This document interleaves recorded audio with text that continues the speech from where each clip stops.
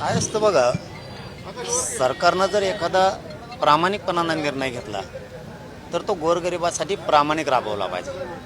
त्याच्यात पूर्वनियोजित काही षड्यंत्र करून कट नशी दिला पाहिजे.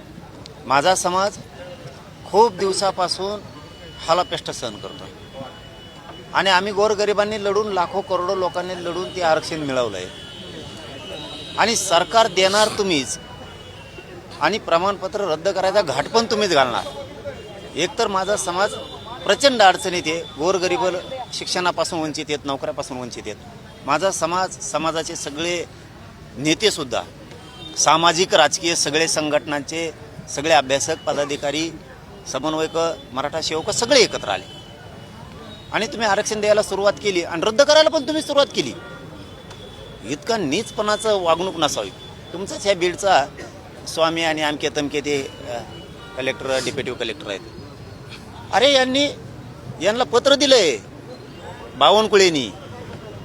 एखाद्या मराठ्यांच्या नेत्यानं, मराठ्याच्या मंत्र्यानं 60-70 वर्षाच्या काळात मला दाखवा ओबीसीचं आरक्षण रद्द करा किंवा ओबीसीच्या नोंदी रद्द करा म्हणून एखादं पत्र दिलंय.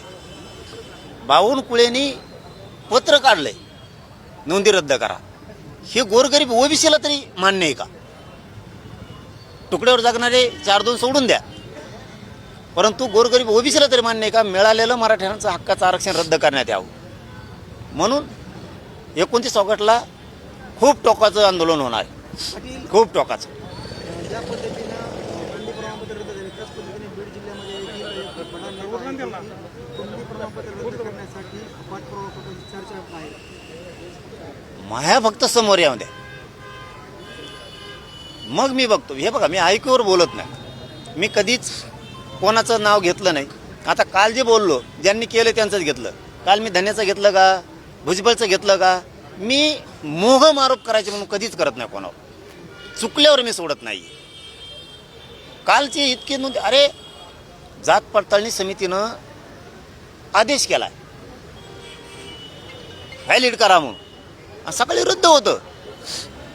शिंदे साहेबाचे मंत्री हे काम करणार. आता ठीक आहे, त्यांनी सांगितलंय आता रात्रीपासून त्यांचे खलबतं सुरू आहेत. सकाळी पण होते की आम्ही आमची चूक दुरुस्त करतो. शिंदे साहेबांच्या तिकडून सुरू झालं. आमचं तेच म्हणणं आहे, तुम्ही चूक दुरुस्त करा, आम्हाला बोलायची गरजच नाही. तीच पद्धत भाजपमधल्या मराठ्यांच्या जिल्हा प्रमुखांनी, भाजपमधल्या मराठ्याच्या आमदारांनी, मंत्र्यांनी, खासदारांनी फडणवीस साहेबाला सांगा बावनकुळेंनी केलेली चूक आपण सुधारू, गोरगरीब मराठ्यांचं नरडीचा गोट नको घ्यायला. हे शिंदे साहेबाला सुद्धा त्यांच्या महाराष्ट्रातल्या सगळ्या जिल्हा प्रमुखांना सांगावं, सगळ्या आमदार मंत्र्यांनी, खासदारांनी सांगावं की शिंदे साहेब आपल्या मंत्र्यांनी चूक केली, आपण ती सुधारू.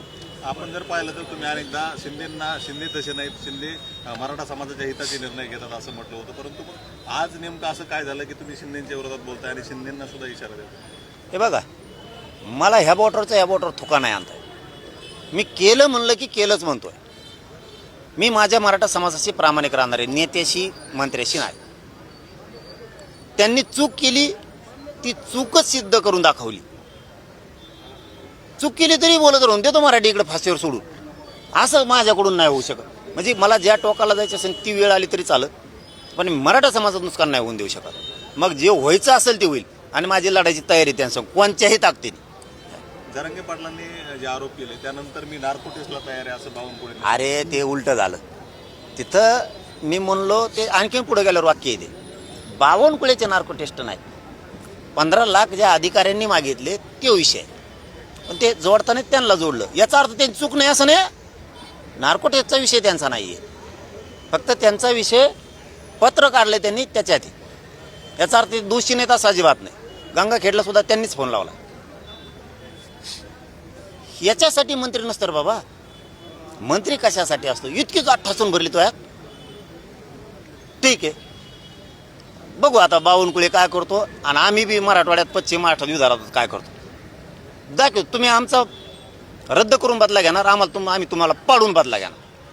आता तुम्ही भाजपला इशारा देत आहे उमेदवार पाडण्याचा. दुसरीकडे मंगेश सासने यांनी देखील इशारा दिला आहे, भाजपच्याच काळात ओबीसीचं नुकसान झालं, हातचं आरक्षण गेलं, राजकीय आरक्षण गेलं, शैक्षणिक आरक्षण गेलं, त्यामुळे आता 2029 मध्ये ओबीसी देखील भाजपला हात दाखवतील असं म्हणतात. ते असल्याला मोजतच नाही, मी गिनीतच नाही. असले किती काय येते किती काय जाते. चला.